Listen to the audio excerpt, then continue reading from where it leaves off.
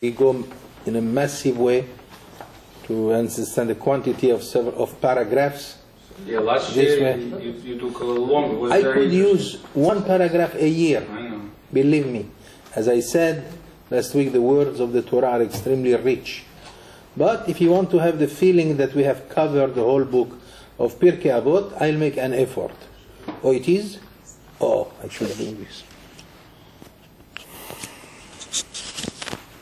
Okay. But we have to say a few words maybe about tomorrow night. Tomorrow night is Chag HaAtzmaut, the Independence Day of Israel. It is a great day, no question about it. It is true that depending on various factions, some Hasidic, not Hasidic, but rather ultra-Orthodox factions who are against the birth of the state of Israel, so they do not believe that there should be a state, only when the Mashiach comes. But thank God the majority of the Jewish people and even of the Orthodox Jewish people are against this idea. We believe that the birth of the country of Israel, even though it is a modern state and even though it is mostly secular and based on secular law, it's not based on Jewish law except a few things that are in the hands of the rabbis. Nevertheless, we believe it is the beginning of the redemption of the Jewish people. The Jewish people was waiting for something like this for 2,000 years. And in 1948, God allowed the Jewish people to finally breathe and to raise its head again after 2,000 years of persecutions. And we are going, so 1948, the state of Israel was born, modern state of Israel, in the land of Israel, not in Africa like they thought maybe, to give us a place in Uganda. Chas v'shalom, the Jewish people belongs to the land of Israel, and the land of Israel belongs to the Jewish people. As Pirkei Avot says, Israel kinyan echad, it's one good acquisition of God, and God gave us lenachala, as an inheritance, the land of Israel. To tell you the truth, if there is any nation in the world that proves to have a land that is definitely its land, is only the Jewish people. That's the only nation in the world that has a document, which is the Bible, that tells you that the land of Israel is ours. And yet, unfortunately, because the world is mostly a world of hypocrisy and falsity, this is always in question. And it's so ridiculous that after they have suffered so much when they went back to the land of Israel, this has to be questionable by even some of the enlightened nations. So, not to speak about the Arabs themselves. The thing is that I am amazed that even the Arabs do not understand the necessity of giving back the land of Israel, of our forefathers, in the hands of the Jewish people. Why is it? I mean, the Islam is not so far from Judaism. It is the first cousin of Israel. The first cousin of Judaism is Islam. Islam is closer to Judaism than Christianity. You should know that.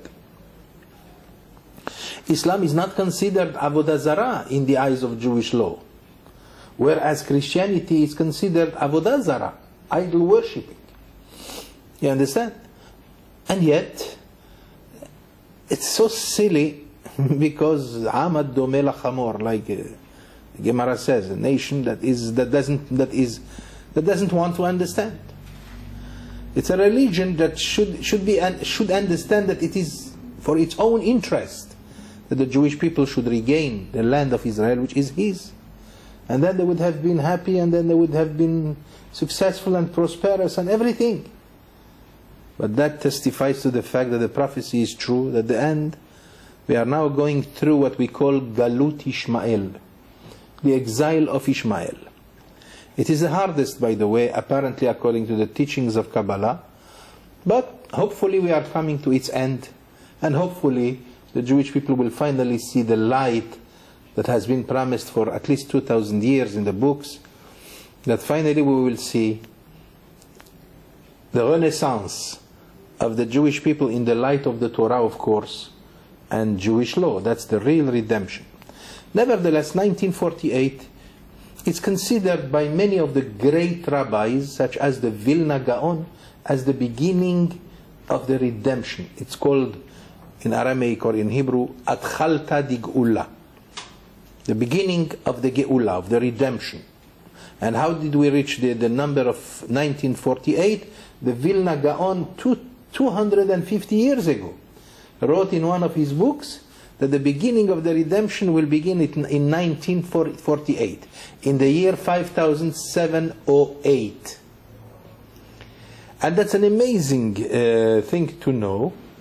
Only yesterday I went through Arutz Sheva in the internet, and I found that they were talking about another rabbi who lived he is the chief rabbi of Jerba in Tunisia. Jerba is known as a little island in Tunisia, known for the Jewish people as an island of Torah. They always had great Talmidei Chachamim from there.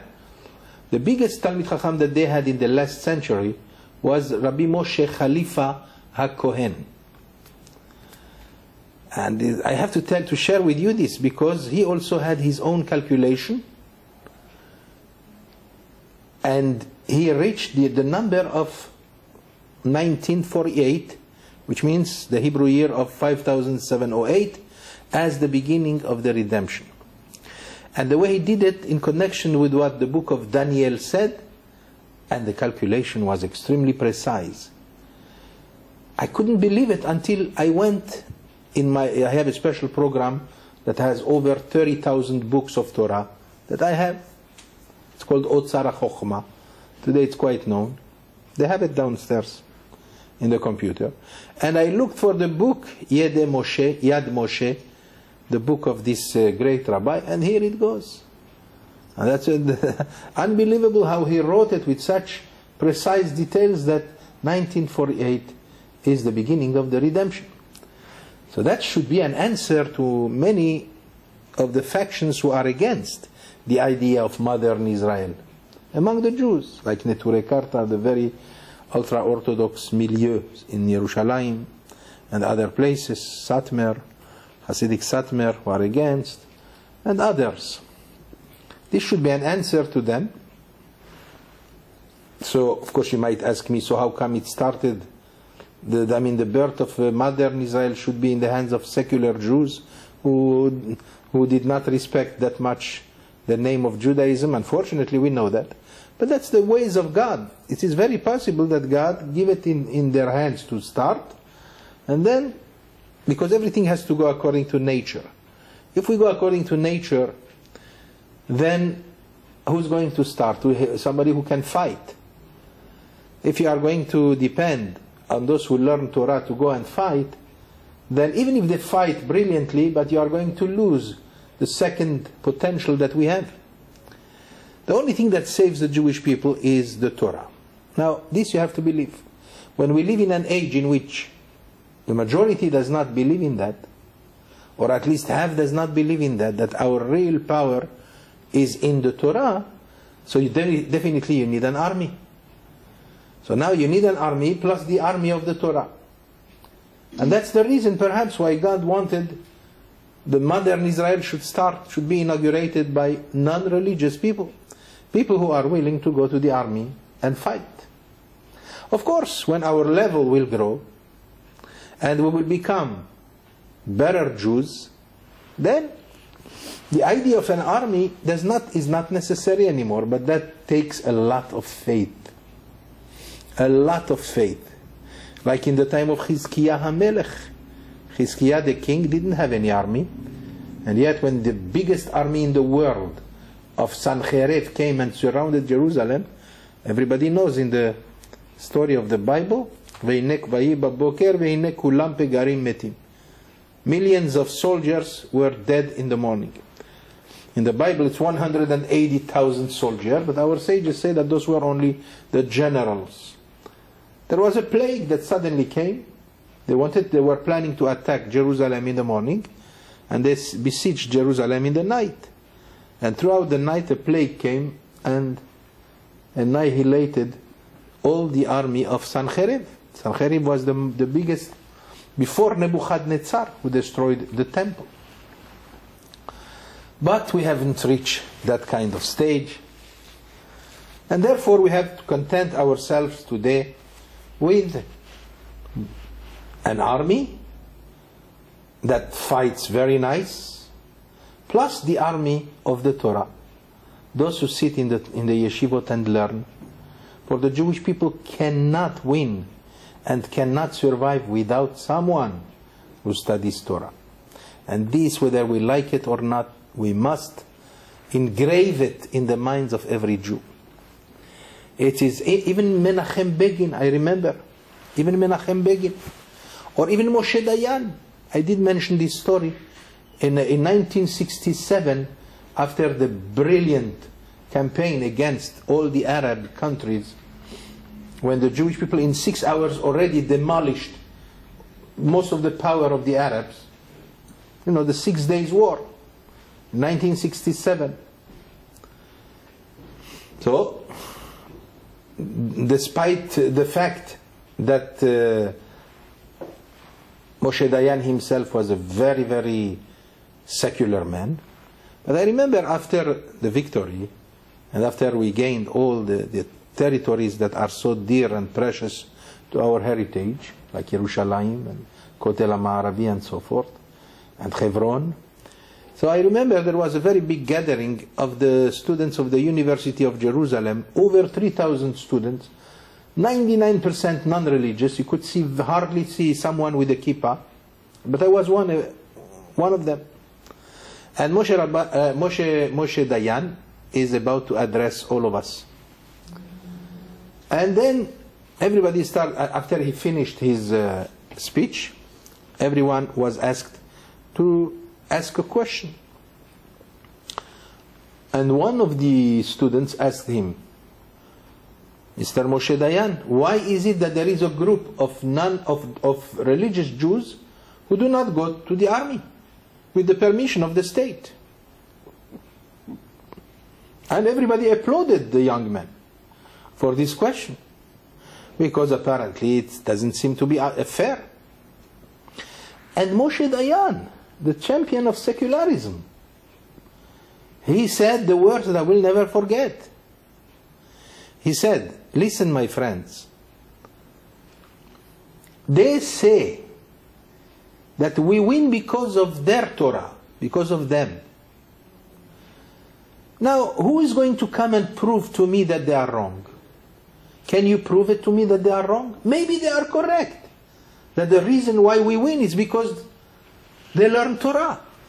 Would you like me to jeopardize the future of the state of Israel just because of a few thousands who sit down and study Torah? God bless them, let them go on and learn Torah. That was unusual coming from Moshe Dayan, the General Moshe Dayan. Of course, I don't know if he had the same, if he kept that opinion even later on, because that was exactly after the victory of the 6 Days War, when the hearts were still very warm and very hot and very impressed with what happened. Because if you remember, I mean, on the third day of the 1967 6 Days War, on the third day, when the Jews conquered Yerushalayim, the first one who went to the wall of lamentations was Moshe Dayan. He was the Ramatkal. He was together with Yitzhak Rabin and all the army. When they conquered Yerushalayim, they went, of course, to the Kotel HaMa'aravi to pray, even though they are seculars. And everybody saw Moshe Dayan writing a little piece of paper that he inserted in one, in those stones, the big stones of Kotel HaMa'aravi. Out of curiosity, people wanted to know what he wrote. when he left, somebody, they snatched the paper and they read that he quoted from the book of Tehillim, Ze hayom asa Hashem nagila v'nismecha bo, and he said, Ki me'Adonai hayta zot hi niflat be'enenu. This is the words of King David, which means this was the hand of God, and it is an astounding thing, an astonishing miracle. That's a quotation from, that's what he wrote. Which means at that time, when the Jew is in the time of inspiration, he recovers his Jewishness. But he loses it once the time passes. And unfortunately, that's the way it is with many Jews. Anyway, these words I have said because tomorrow night is Yom HaAtzmaut, the night independence of the state of Israel. So let us wish, number one, the army of Israel long life, and may God be with them at every step, at every step that they take, at every encounter with their enemies, with our enemies. May God be with them, religious or not. They are our brothers, and may God bless them and keep them alive and healthy. And may God also give strength and wisdom to the generals of the army, to the captains, to every soldier to do the right thing and the correct thing and the just thing, and not to have fear. At the same time, we wish the state of Israel Mazal Tov and happy birthday. And we hope, Be'ezrat Hashem, that the state of Israel will succeed to reach that spiritual level which is so necessary for our future. The level of spirituality. That the land of Israel, that the state of Israel should go in accordance with the laws of the Torah. And it will have no question about it that the laws of the Torah are definitely beautifully adapted to every circumstances that we go through in this life. If we want, it's possible. And may we see the final true redemption with the glory of Israel reinstated and the glory of the Jewish people reinstated in the eyes of all human beings in the world. I also would like to dedicate this shiur to my brother Alav Shalom, Shmuel Benhaim, who was a parachutist, was a hero of Israel, who practically saved the whole battalion in the army of Israel in 1956 in one of the most famous attacks of the Egyptians against the Jewish people, and that's called the Paulat Nitzana, when he took by himself a whole battalion which he practically destroyed before he died. And for that he received what we call Tzalash, the special medal kept for the heroes, and there is even a small book that has been published by the army of Israel that was given to us a long time ago. To him I dedicate also this lecture, as well as to all Chalalei Tzva Hagana Israel, all those who have perished in the army of Israel. Oh, thank you very much. תודה רבה. ברוך אתה אדוני אלוהינו מלך העולם שהכל נהיה בדברו. Many of the synagogues do not say Hallel on the day of, many of the Orthodox synagogues do not say Hallel, and they say Tachanun, depending. But I always, on the day of in Yom HaAtzmaut, I didn't say Hallel, but I didn't say Tachanun, which means we didn't do the supplications. As a sign of happiness that we have to regard it, regard that day as secular as it is, but it is a day of great happiness to the Jewish people, and hoping that the danger will be removed finally from that state for the sake of every Jew living in the world. And now we continue.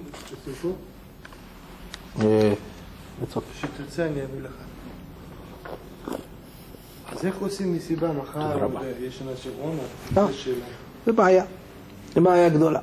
He's asking me, how is it that they are going to have a big party? How can they, because we are in the night, in that time of Sfira. To tell you the truth, my dear Reuven, this issue remains always a debate. It is a debate, it is a dispute.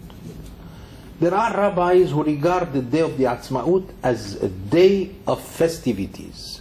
And therefore, even though it is an interruption in the days of Sfirat HaOmer, they still will rejoice.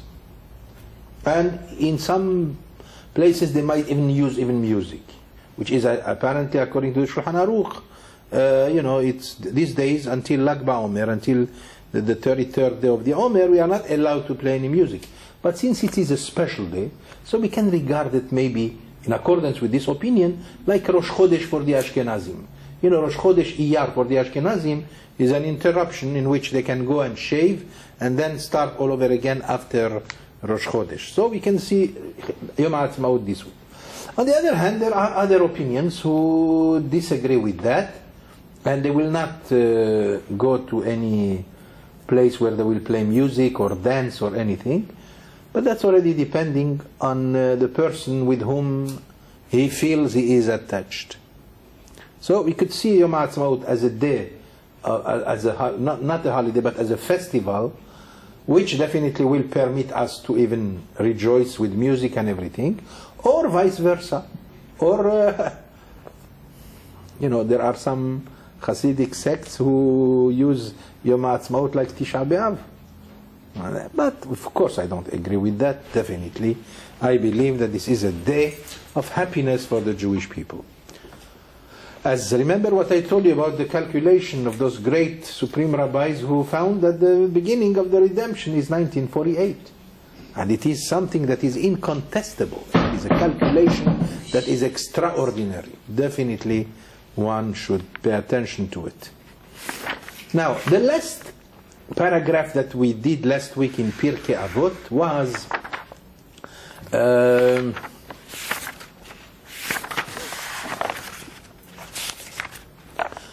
the words of Yehoshua ben Perachia. No, I'm sorry, even before, the words of Yossi ben Yochanan and Yossi ben Tzered, Yossi ish Tzereda. If you remember, we discussed that in those times, long time ago, that's about 2,500 years ago, we were at that time which was known as the time of the couples, when two great rabbis were the leaders of the Jewish people. And the transmission of the Torah was continuing in such a way. He started first with Moshe, who gave the Torah to Yehoshua after Moshe died. Now the leader, spiritual leader, as well as the leader of the Jewish people was Yehoshua, who was responsible for uplifting and leading the Jewish people in accordance with the Torah. When the final days of Yehoshua, that was a different time, and that was the time of the Zkenim, the time of the elders, which are in fact the judges of Israel. And Yehoshua he transmitted the Torah to those great people, the judges of Israel. And that was before the era of the kings of Israel. And then at the end of the era of the Shoftim, the judges, they transmitted the Torah to the era of the prophets, the Nevi'im, like Shmuel HaNavi, Natan HaNavi, Yechezkel HaNavi, Yeshaya HaNavi. The prophets, they were in charge of and responsible for the continuation of Jewish life based on the Torah and the teachings of the Torah, of course. Finally, the generations went down in greatness, absolutely, especially at the time of the destruction of the first temple by Nebuchadnezzar in the year 586 before the Common Era. And that was for the first time the danger to the Torah and the future of the Jewish people. And that's how 120 great rabbis gathered and formed the great assembly known as Anshe Knesset HaGedolah in the time of Mordechai and Esther, Hananiah, Mishael, Azariah, Daniel.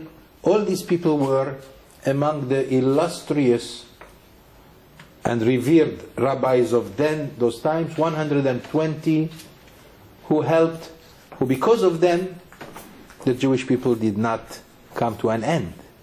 Because after the destruction of the first temple, the Jewish people were lost hope. How could they pray to God when God destroyed his own house? And the glory of the Jewish people went down.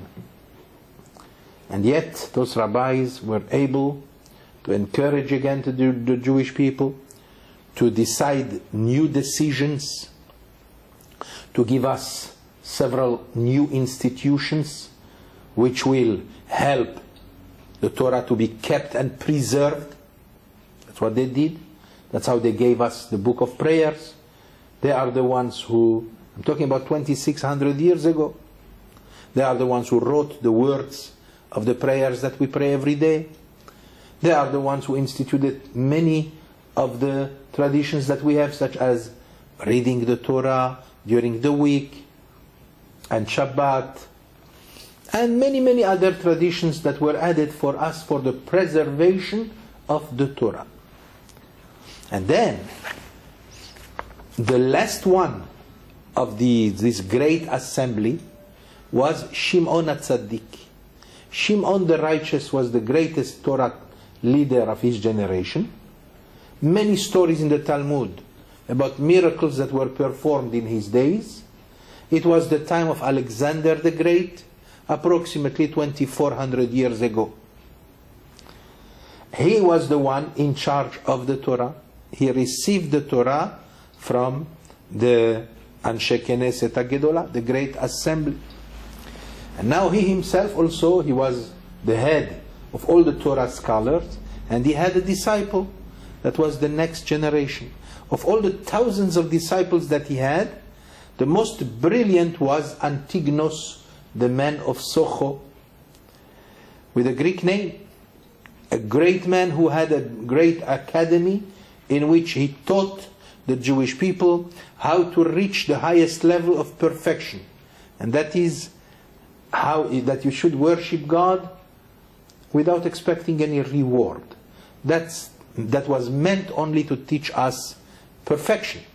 But by some of his students, Baitus and Tzadok, they got the wrong idea, thinking that their great Rebbe, Antignos, does not believe in the world to come, and that's the reason why he tells us not to expect any reward. And they went and opened new academies that taught a certain part of the Jewish people not to believe in the resurrection of the dead, in the Torah of the sages, just the written Torah. If that, God forbid, would have succeeded, there would be no Torah today, there would be no Jewish people. That was the sect that was called the Sadducees, Tzdukim. That's how it started. And at the time of the destruction of the second temple, they perished, or they assimilated and they became Christians, and the Jewish people got rid of them in such a way. Anyway, after Antignos, Socho began a new era. A new era that we call the era of the Zugot, of the couples. And we counted last week 5 generations under the leadership of 5 couples. The first couple of 2 great rabbis was Yossi ben Yoezer and Yossi ben Yochanan. Those were the most brilliant and the greatest rabbis in their generation. The first one was the Nasi, the prince, the president of the Sanhedrin, and his assistant was the Av Bet Din, the man in charge of many of the laws. Then, as leaders of the Torah Jews, thank you so much, they assured, with the help of God, they assured the continuation of the Jewish people and its survival and the preservation of the Torah.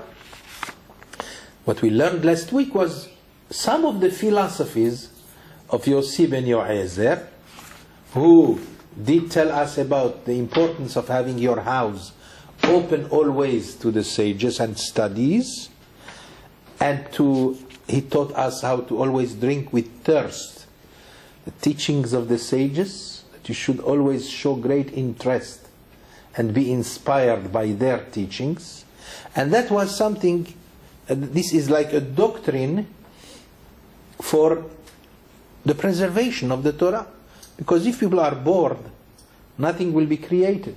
How do you create things? Only if you are inspired and excited. Otherwise, if you are bored, you go to sleep. So therefore, he teaches us, Veheve shote batsama et divrehem. Drink with thirst the words of the sages. There is much more to say, but we said we content ourselves with just plain superficial studies of those philosophies. And then the last one was the philosophy of Yossi ben Yochanan, the man of Yerushalayim, who taught us that your house should be also open for the poor people. But at the same time, he says, Al tarbesi chayma isha. Do not, when you go and mingle with people in the same house, then it's possible that some people might be light-headed and engage in long discussions and conversations with the lady of the house. So therefore he says, do not talk too much with a woman.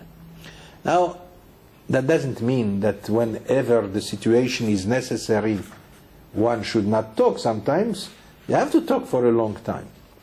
But if it is just when you socialize, it's a bad idea to talk even with your wife too long.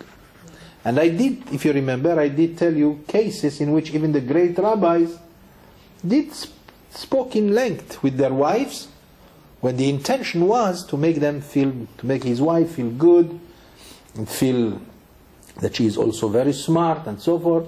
And this is what makes God happy, to see the great harmony between husband and wife, even when the husband is a great man of Torah and his wife is a simple woman.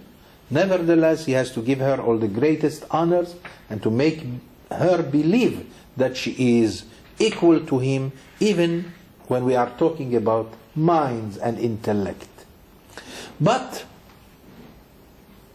except what we said now, it's not good to talk too much. In fact, Rabbi Nachman of Breslev says, when people talk too much with a woman, then what happens is that discussions follow discussions, and you end up with big fights. And therefore, he says, when you engage with a woman too much, you are going to lose time for learning Torah.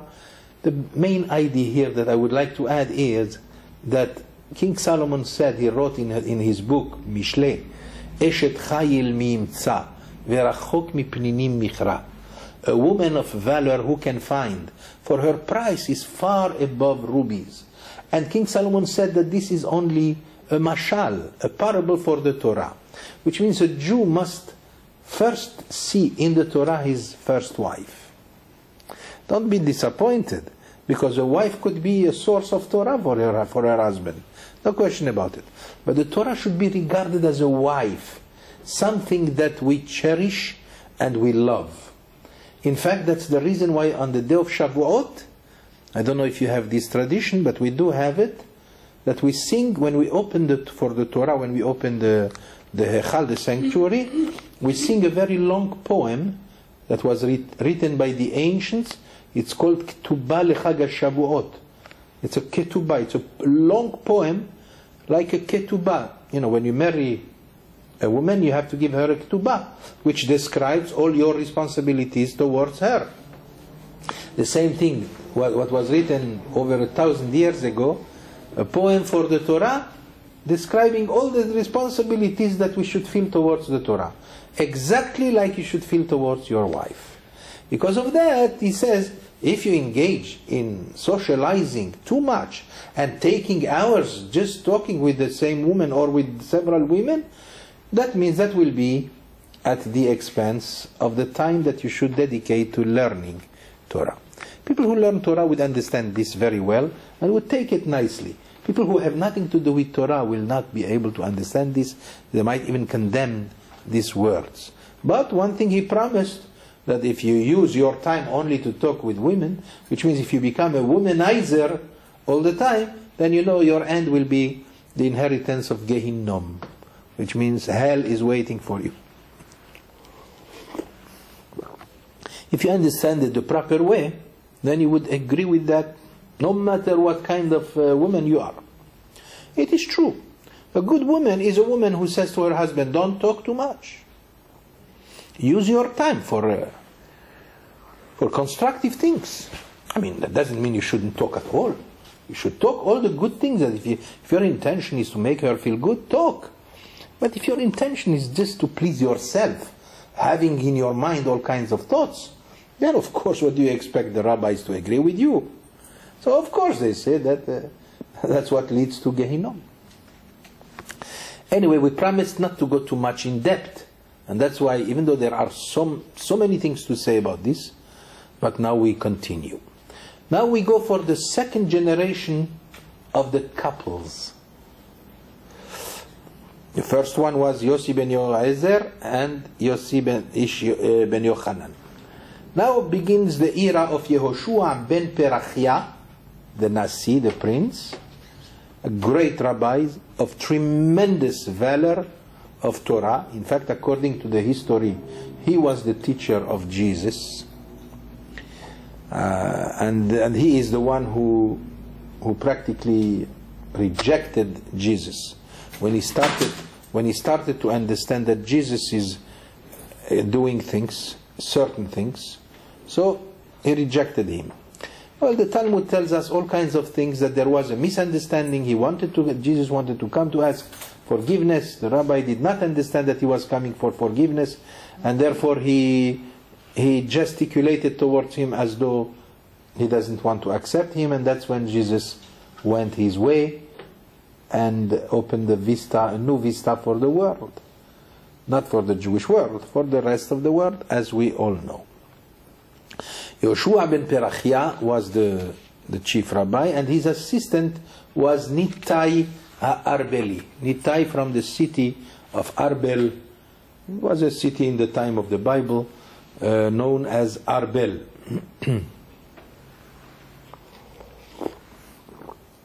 What is the philosophy?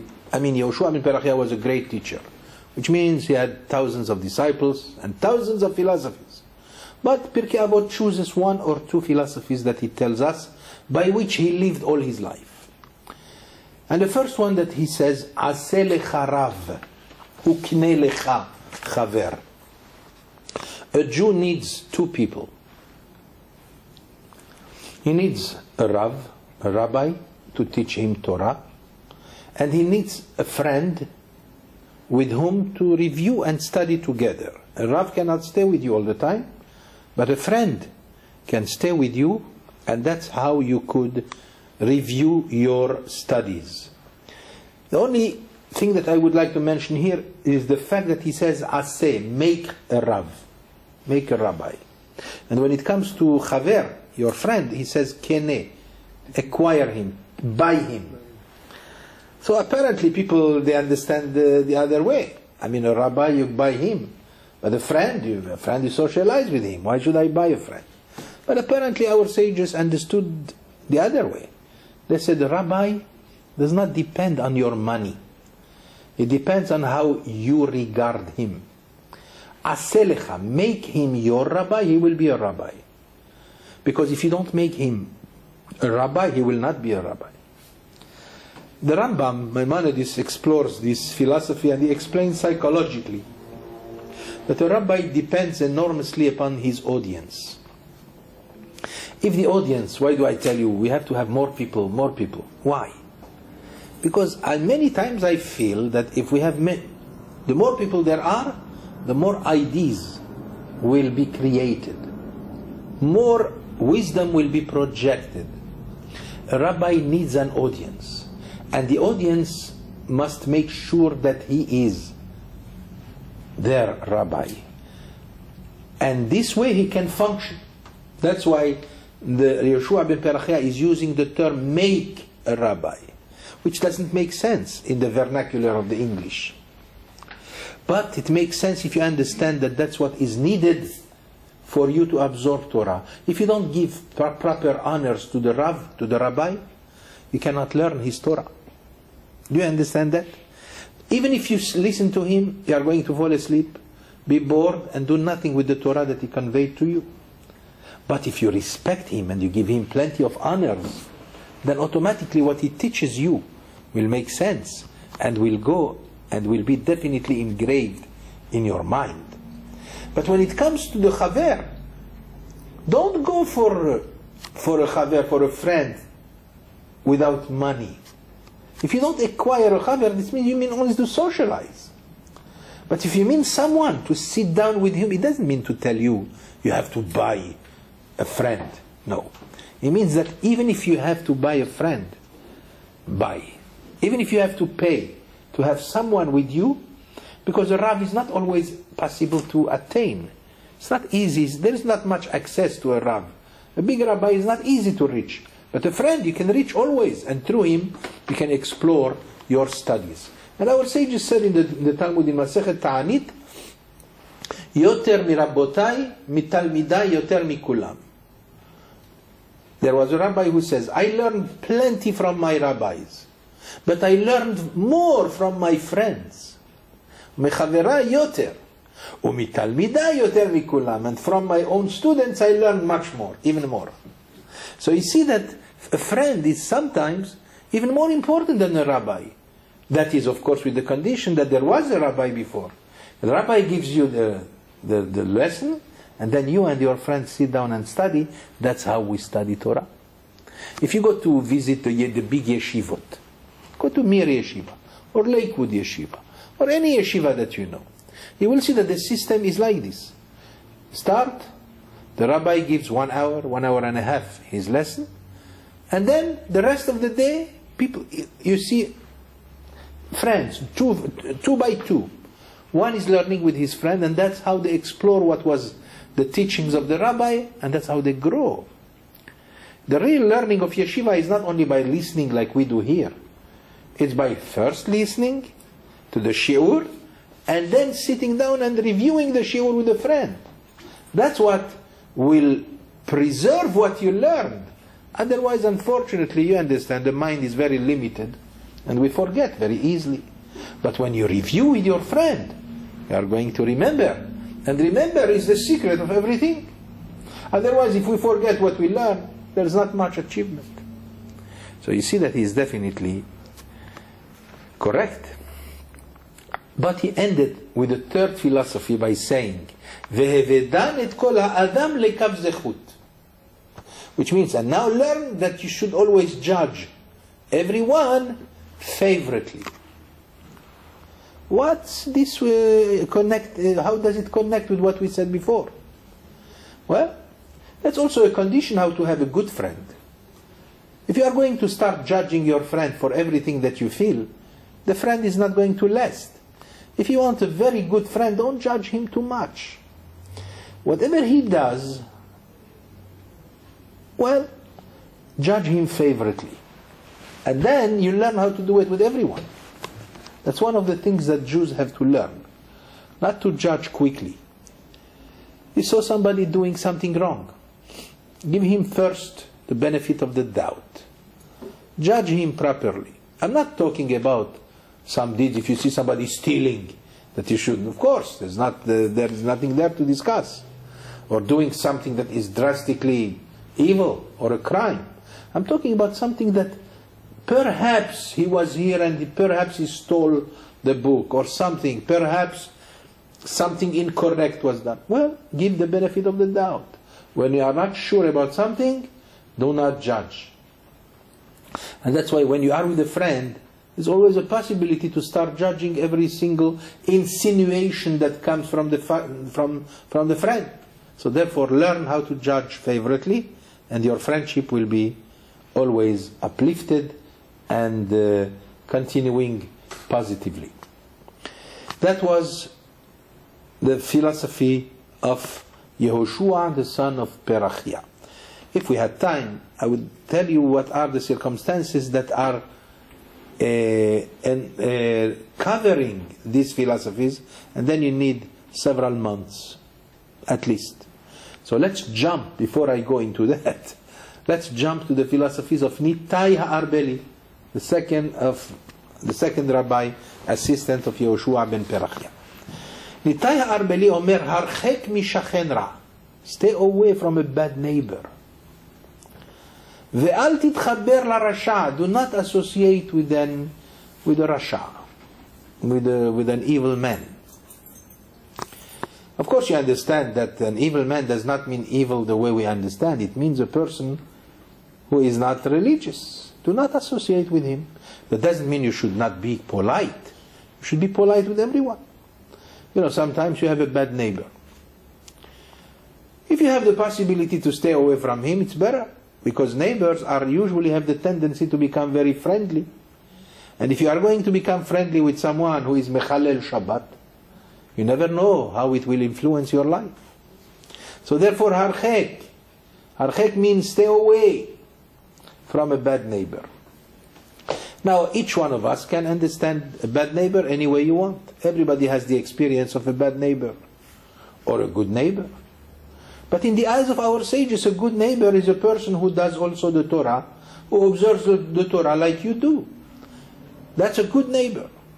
A bad neighbor is a person who has nothing to do with Judaism. He could be very nice, he could be very polite, he could be very helpful, but unfortunately he opens his television on Shabbat. Now you want to socialize with him and you want to go to him when you keep Shabbat and he doesn't keep Shabbat, and now you go to visit him on Shabbat and suddenly you see television open and everybody is watching that. That is going to do some bad effect to you.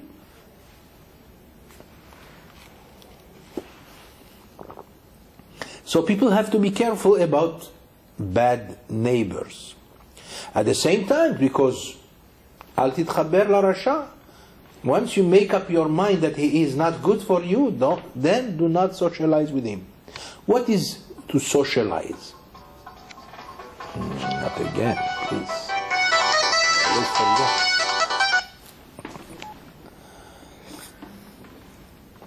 Is it empty? Yeah, it's empty. So ve'al titchaber larasha means, our sages said, kol hamidabbek larsha'im אף על פי שאינו עושה כמעשיהם, נוטל שכר כיוצא בהם.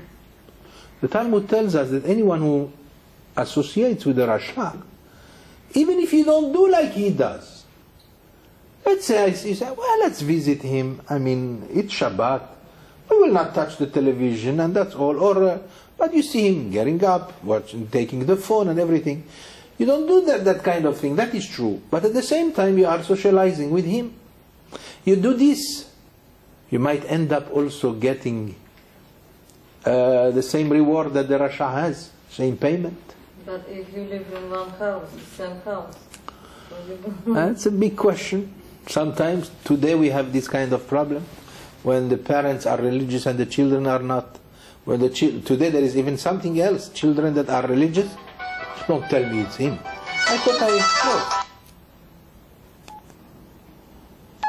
Didn't I close it? Sorry. Yeah, I should have listened to this. One is endowed with chokhmah. God gave us wisdom for everything. Sometimes situations are very difficult. One can only try to solve a problem as wisely as possible, without too much antagonism, without too many frictions. If possible, to avoid frictions. If one has authority, he can instill order in his house. I don't want you, my son, to have to desecrate Shabbat in my house. When I look upon myself, I have no problem in that, because I know I have the sufficient authority to instill that order. Unfortunately, I am aware of the fact that there are many houses who do not have, where the parents do not have that authority. What do? Very big Very big question which requires a very big answer. Patience, number one. Then a certain system to be applied. For that you have to go to a rabbi whom you know very well and discuss it, and this will take time. Sometimes it might take years until you solve the problem. But I'm going to tell you the best solution if you believe in it. If there is such a situation, let's say the parents are Shomer Shabbat. Okay, let's hang on this example, Shabbat. And the daughter or the son do not. That's a big conflict in the home, no question about it. The best way to hope to win in this situation is by making sure you check how you are Shomer Shabbat. Are you sincerely a Shomer Shabbat with all its details?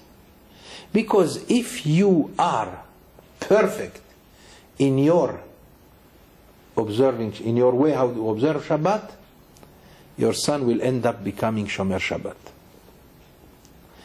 If your own Shmirat Shabbat is lacking, it's not going to help. Therefore, you have to find other solutions. What I am saying is not easy, but it's a true one. Our sages say that. Many times, the Chazon Ish, alav shalom, the great luminary of the Torah world, just the last century, he lived in Bnei Brak. And one day, when he was old, his disciples took him on the outskirts of Bnei Brak. It was Shabbat. And suddenly, he saw that many cars are running. So he sighed. He had a big sigh. And the disciple said, Rabbi, why do you sigh? I mean, it's not our problem. What can we do? He said, no, you don't understand. The reason there are so many Jews who do not keep Shabbat is because we ourselves do not keep Shabbat properly. Which means one has to be the most sincere person he can be. You have to be very sincere. You have to be very careful. If you really keep a mitzvah 100%, this mitzvah has the potential to project inspirations to all those who know you. Whether it is Shabbat or tzedakah. If you are sincere in giving charity, your children, no matter how they are, they will become also charity people. If you are really serious about learning Torah at home, and the voice of Torah sounds, even though in the next room there is a boy who is against your convictions, if you are sincere and you do not stop and you continue day after day, and the sound of Torah he hears, no matter how much he is displeased with that, he will end up following your ways. Children follow their parents only when their instinct tells them that their parents are very sincere.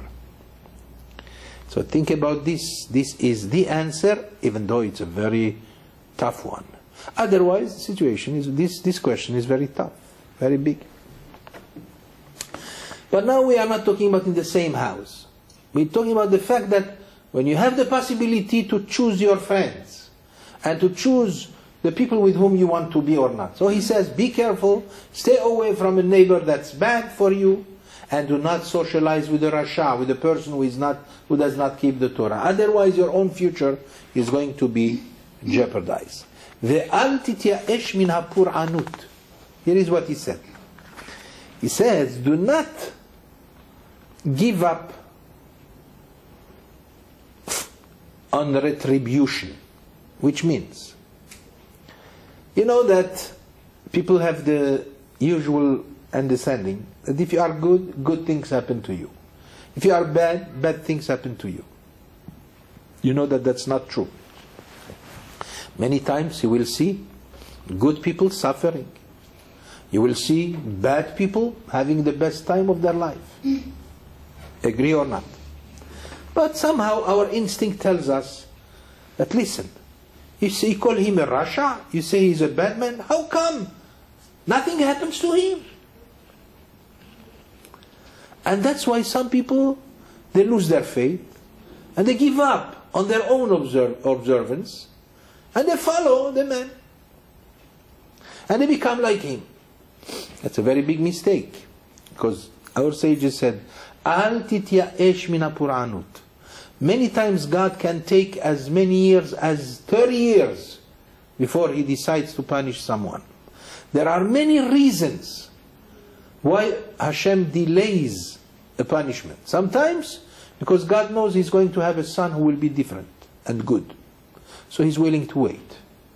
So do not give up on the judgment of God, because nobody will escape either a punishment or reward. Unless if a person does teshuvah, nobody can escape punishment. The problem is when. When is already the book of God. Only God knows. So therefore, do not fall into this kind of thinking that if nothing happens to him, then probably his ways are good and better than me. Then maybe I should follow him. No. Stick to yourself, no matter how much it looks good by him, because at the end, if you are patient, or if you have faith, you will see the results. And the result could be, what is the punishment? Sometimes the punishment is left for heaven, and you don't see anything in this world. But in many cases, what you see is a result of a life. For example, you see a person, that man is your neighbor. He doesn't practice any mitzvah, and yet he's very successful, rich, healthy, everything. He seems to even have long life. But he has children. And now he came to a point, little by little you see, where is John? I don't see anymore your child. And where is, not Pablo, but let's say George? I don't see him no more. And the father will, with a big sigh, will say, what can I tell you? It's a big story. I don't know what happened to them. They left me. I don't know where they are. And you start seeing the results of a life of non-observance. Because a life of observance usually keeps the children together with you. Now we understand that this is a discussion that can take many discussions, but the point is known. So when you see a success by a man who is not good for you, do not give up on your faith, because God, He has His calculations. Like it says in the books, the holy books, it says, "En yedi'atcha ki yedi'ati." Your knowledge, God says, what do you expect? That my knowledge should be your knowledge? Or your knowledge should be my knowledge? You cannot expect to know what I have in mind. My mind is different than yours. Therefore, do not expect to see things the way you want them to be. Because many times God has different calculations. But one thing is sure, no one will escape retribution. If one deserves retribution and didn't do teshuvah, he will end up getting what he deserves. Shall we go for a few more minutes? The next couple, we go now to the third generation of the couples. And this couple is Yehuda ben Tabbai and Shimon ben Shatach. Still, we are not in that age when we call them Rabbi. We don't call him Rabbi Shimon ben Shatach. We don't call him Rabbi Yehuda ben Tabbai. Does that mean that we are greater than them? Oh, far from that. We will never be able to reach the level of Yehuda ben Tabbai and Shimon ben Shatach, because those were minds that, compared to their mind, our minds is like a little worm. Is nothing. We are practically like insects compared to them. And our sages did say, Im rishonim ke malachim, anachnu ki bnei adam. Ve'im rishonim ki bnei adam, anachnu ka chamorim. Va'afilu lo ke chamoro shel Pinchas ben Yair. The Talmud says, if you consider these ancient ones like angels, then you can consider yourself a human being.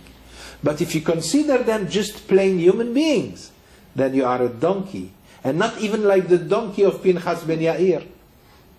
And let's not go into the story of the donkey of Pinchas ben Yair, who wouldn't want to work on Shabbat. Because, unfortunately, sometimes we are worse than animals. You know, it's not a very difficult idea, by the way. In fact, we learned it just last week from the parasha. We see that last Shabbat, we read about Isha ki tazriya, when the woman gives birth. And the story of the birth of a human being appears immediately after the text of the week before, that we read about the laws of animals, the kashrut, the kosher animals, non-kosher animals. And the Talmud asks the question, how come the story of the birth of man comes after the story of the animals? And the Talmud says, it's very simple why. Why is that? I'll tell you why. Because it's up to you.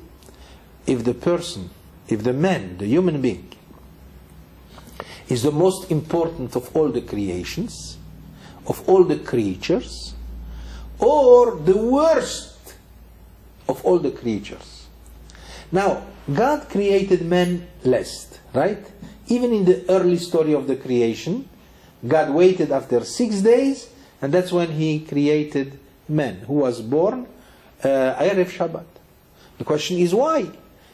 I mean, when you are important, He should be the first. No, our sages said He's like a king. When do you invite a king? When you finish everything, when you prepare everything, when the hall is ready, the tables are ready, the food is ready, everything is ready. Then the king appears.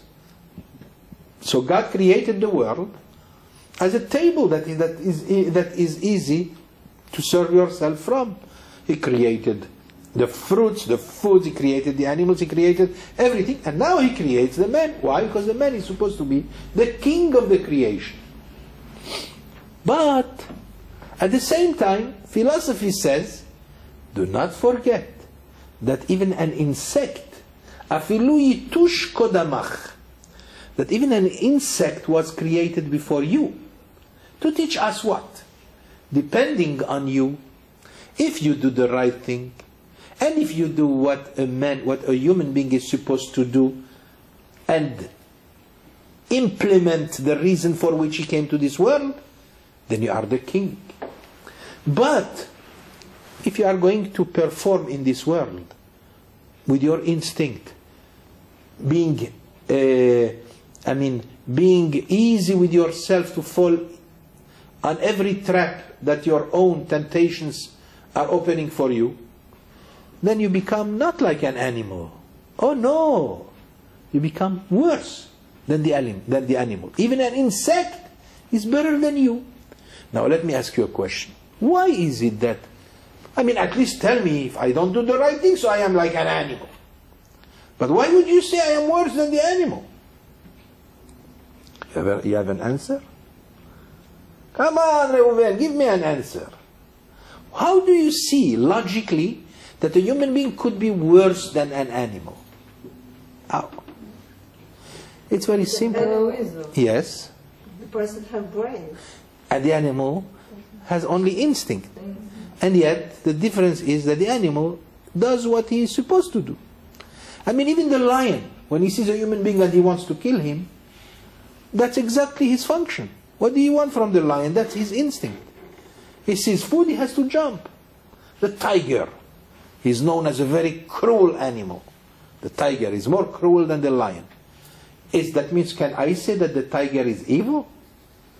There is no such a thing. Anybody who says the tiger is evil is crazy. The tiger does what he is supposed to do. Only you have to be careful from him. That's all. Protect yourself from him. But you cannot open a trap and then expect people to walk on it and not to be harmed. So therefore you have to be very careful. The snake. Whoa, terrible. The snake is bad. He's not bad. He does what he is supposed to do. And what God created him for, that's what he does. Nothing else. Try to give fruits to the lion. Would he eat? Nothing. Only meat. Well, because God wanted the lion to eat meat. But a human being was given more. He was given the instinct, but he was given also a brain, which means the potential to make a difference to distinguish between good and bad. To use logic and to use, that's why we have a brain and we have the heart. The heart feels and the brain decides what to do. You understand that? Otherwise, if you follow only your heart, and you do any temptation or any pleasure that comes to you and makes you like an animal, automatically you are going to be worse than an animal. Because the animal does what he is expected to do, but you don't do what is expected from you to do. If you behave like if a human being behaves like an animal, then he becomes worse than the animal, automatically. And that's what our sages said by saying, remember, either you are the king who comes last, when everything is ready, or remember, even an insect was created before you. So therefore, one has to be very careful how we behave in life. So, Yehuda ben Tabbai and Shimon ben Shattach accepted, received the tradition. We will, as soon as we finish this one, we will conclude. They said, so all this, of course, this explanation that I gave was because how do we regard the sages? Those sages of old, they were not chosen just like this in Pirkei Avot. They were known as the eye of the nation of Israel. There were thousands of other rabbis, but they were the chief rabbis who excelled not only in their knowledge, but they excelled also in their personality as good people, as people of perfection. That's why they were chosen to be responsible for the transmission of the Torah. So they received the Torah in their hands from the previous couple, and now throughout their life they are conducting and leading the Jewish people accordingly until the time when it will come for them to give it to the next couple. One small philosophy was chosen by the authors of Pirkei Avot that came from these two gentlemen, Yehuda ben Tabbai. In the Talmud we study about Yehuda ben Tabbai many times. Like for example, you could see his teachings in Masechet Chagiga on page 16. Yes, page 16. You will see. And Shimon ben Shattach. Oh, Shimon ben Shattach was a mind that is extraordinary. And by the way, he was the brother of Shlomit. Anybody knows who is Shlomit? We're talking about 2,400 years ago. Shlomit was the sister, she was the queen of Israel in the time of King Yanai. The king was Yanai, a bad Jewish king. And his wife was Shlomit, a very righteous woman. She was the sister of Shimon ben Shattach. It was a very tragic time for the Jewish people in history. That was the time when Yanai killed many of the rabbis because he didn't want their authority. And then Shimon ben Shattach, his own brother-in-law, who was the chief rabbi of Israel, had to run away from him. One day Yanai himself needed him. He says, where is my brother-in-law? I want to sit with him. This way I get honors from some very important guests. So Shlomit said to him, but he is afraid of you. You will kill him like you did with the rest. So he promised him that if he comes, he has free. And nobody will touch him and nobody will harm him. When Shimon ben Shattach came, the first thing he did was to refuse to drink from him anything. When he offered him the cup of wine, he says, sorry, cannot. And that was a way how to show him great disdain, as though, and anyway he couldn't touch him because of the promise that he did. But that was a very tragic time. It was the time when the kings of Israel were not from the side of King David, but from the side of the Maccabim, of the Kohanim. Anyway, that's a long story. Another very small anecdote from Shimon ben Shattach. And here you see the perfection of a man. Shimon ben Shattach, as I told you, was the head of the academy and everything, the chief rabbi of Israel. One day, but he was a poor man. He didn't, even though his own sister was the queen, but he himself didn't bother to ask her anything. All that interested him was the Torah and the teaching of the Torah. So one day, the disciples came and they brought him a donkey. And they said, Rabbi, we bought this donkey for you so that you can ride on it. He said, thank you very much. When they were trying to to put all the equipment on that donkey, they removed the collar that was on that donkey. And the donkey was purchased from an Ishmaeli, an Arab. Who for money? You sold it. But there was a collar around the neck of the donkey. When they removed it, they found a very precious stone, an emerald that at least $1 million. The disciples were very happy. They said to the rabbi, Rabbi, finally you can build your yeshiva now, you became rich. He says, how did you get this? He said, well, we bought it from the Ishmaeli, and the Ishmaeli doesn't know about the existence of this precious stone. I mean, the disciples, they knew that it would be stealing. They don't want to steal. But when he doesn't know at all about it, what's the wrong thing about it? I mean, enjoy it. So Shimon ben Shattach said, please bring this precious stone to the Arab and tell him, I bought a donkey, I didn't buy a precious stone. So he said, Rabbi, why would you do this? Please, immediately. But $1 million, no million. Please give it back to the Ishmaeli. When they came to the Arab and they said to him, this diamond, he says, oh my God, this time I kept looking for it, 3 years ago, 4 years ago. I forgot about it. I gave up on him. And according to Jewish law, once somebody gives up on something, it becomes yours if you find it.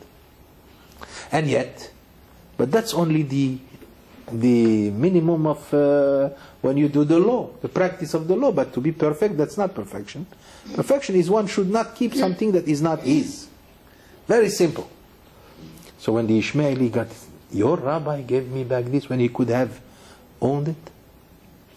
He says, Baruch Shimon ben Shattach, Baruch Elokim shehu Elokav shel Shimon ben Shattach. I bless the man Shimon ben Shattach, and I bless his God. That's called Kiddush Hashem, the sanctification of the name of God. And that's worth more than the $2 million of the precious stone. That's just one little story about Shimon ben Shattach, about whom we read so many stories in the Talmud. Very quickly, Rabotai.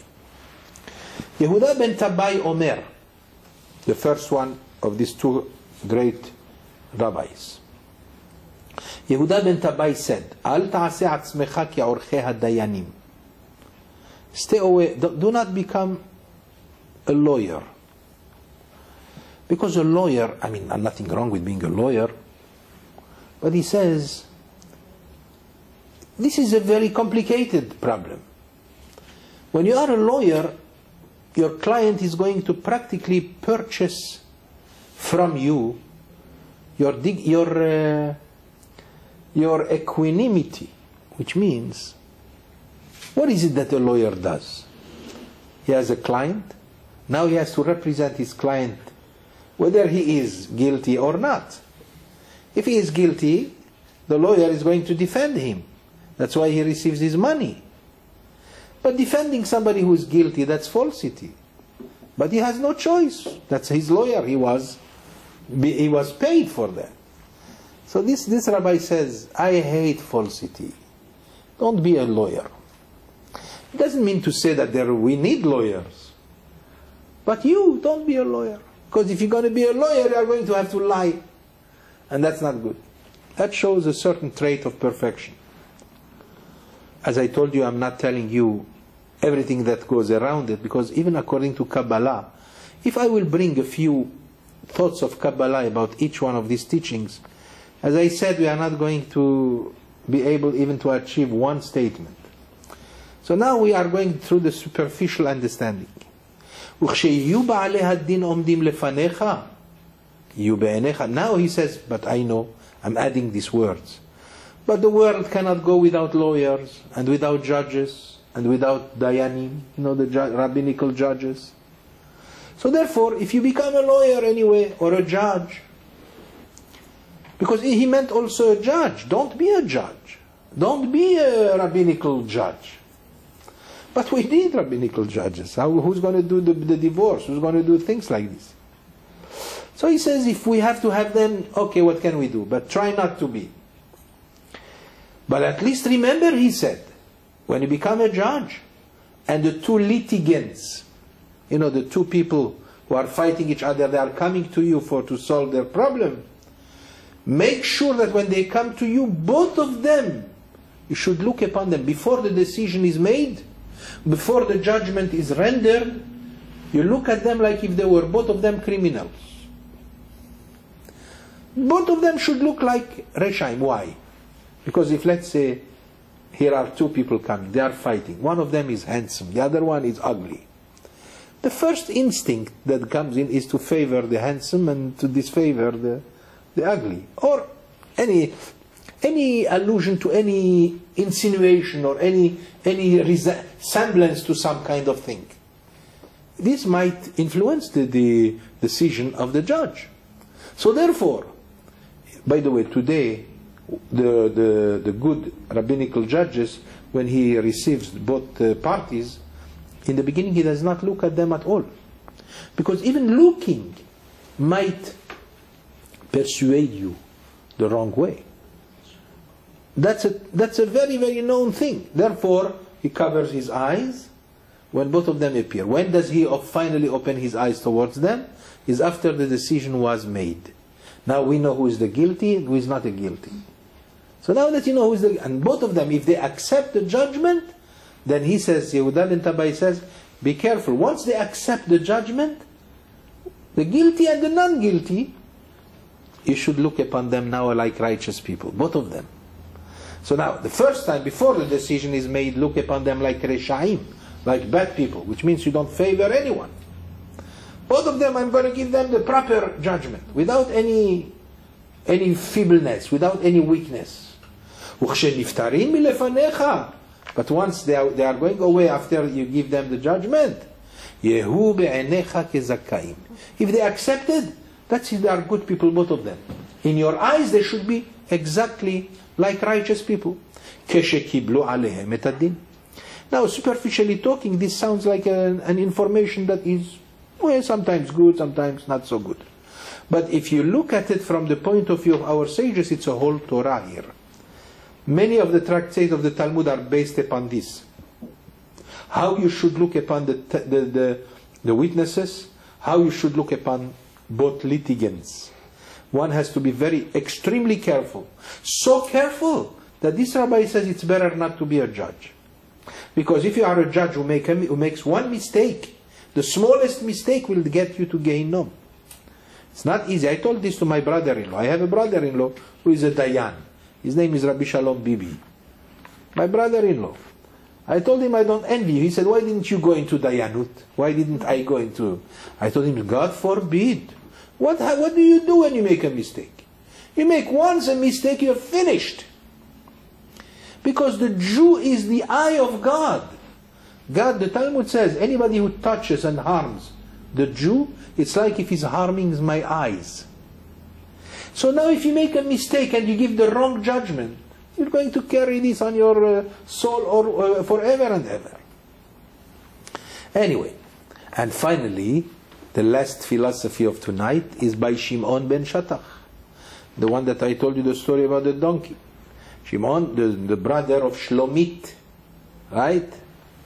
The queen of Israel.